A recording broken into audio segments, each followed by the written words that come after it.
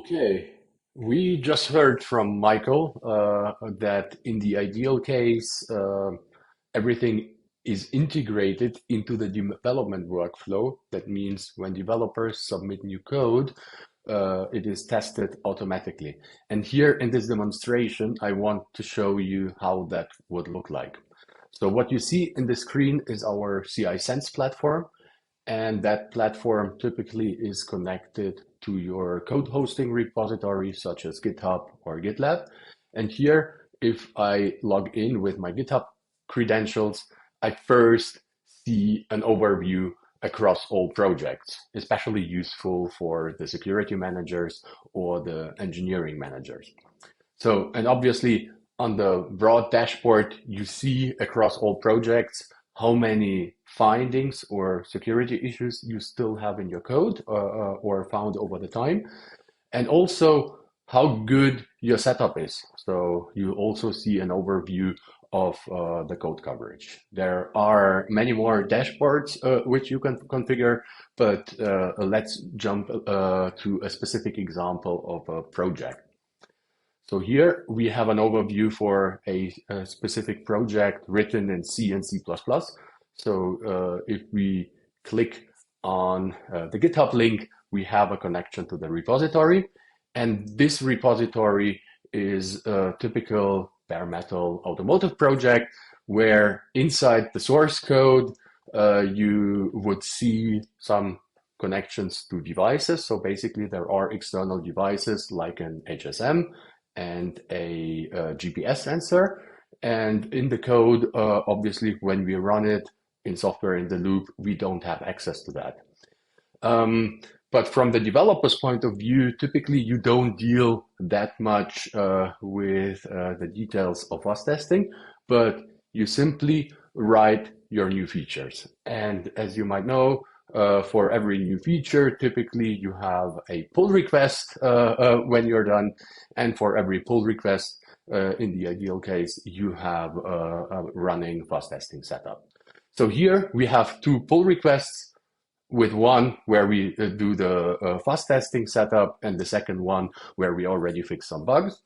And just looking when we do the Fuzz testing setup, what we basically do is we generate all the different Fuzz testing configurations and submit it to our code. And what typically happens is that there is a running continuous integration. So something like Jenkins, or in this particular case, it is GitHub Actions.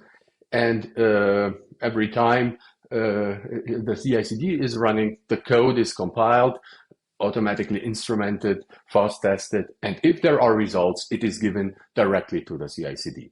So what we see here is basically that Code Intelligence found 3 open issues inside the project, and we cannot merge that code because there are vulnerabilities in there. That means that the developers have to assess what's happening inside the source code. So let's click on the view findings.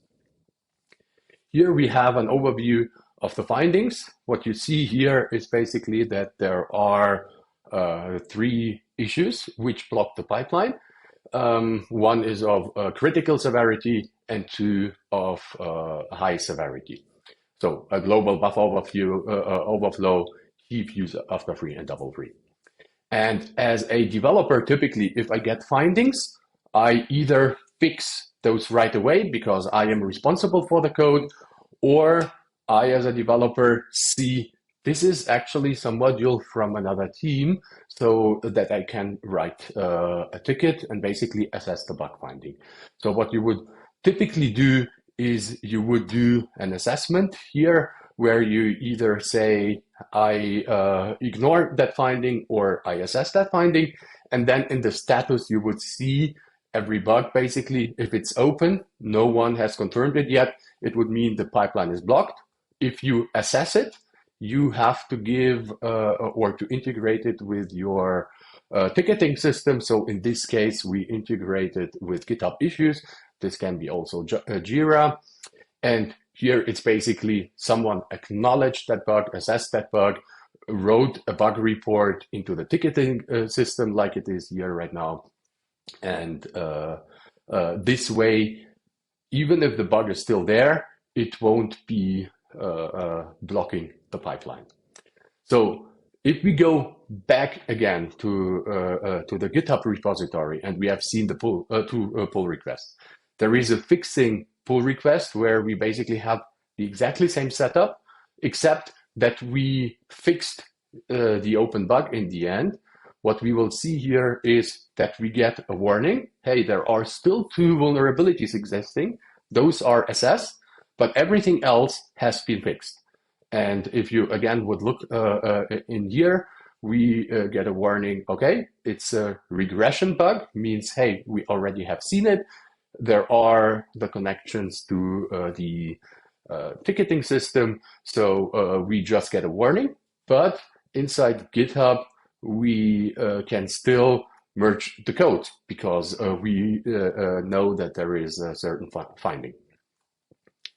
And obviously, this can scale up to several branches at the same time.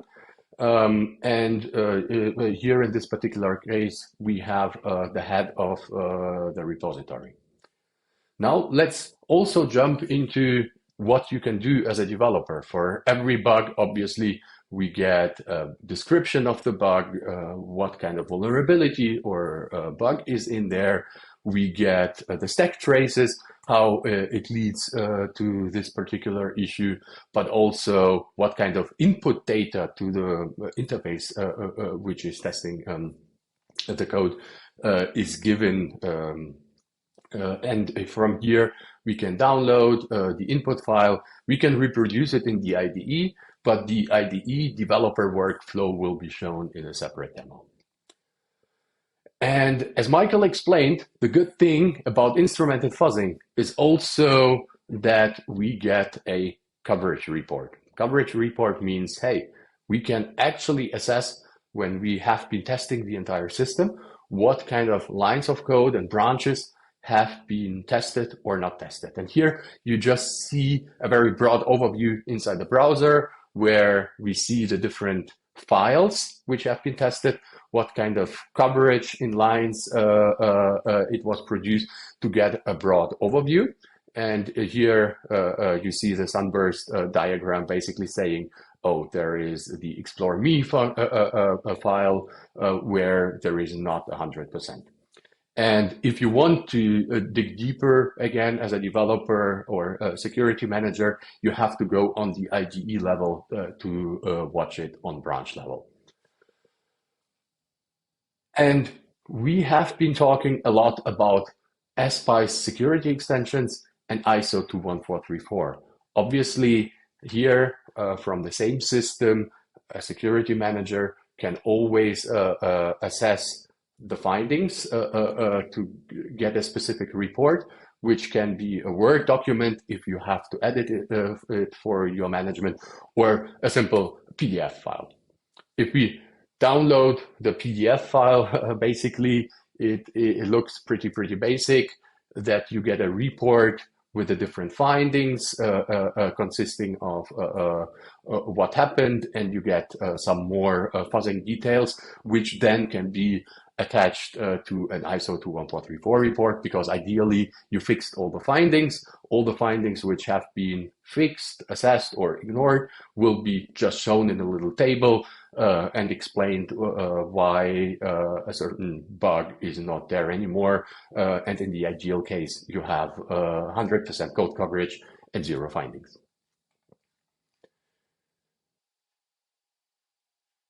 Last but not least, again, coming back to the GitHub repository, in the ideal case, the developers don't have to deal that much with the fuzz testing configuration.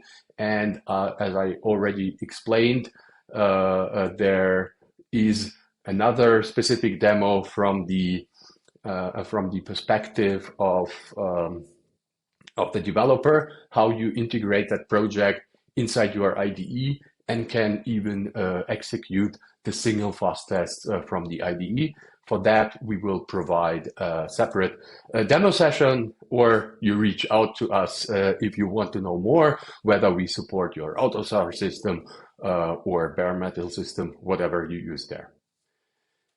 Yeah, and with that, I would like to thank everyone for attending the webinar and watching the demonstration. And yeah, looking forward to discuss more or hear your questions. Thank you very much.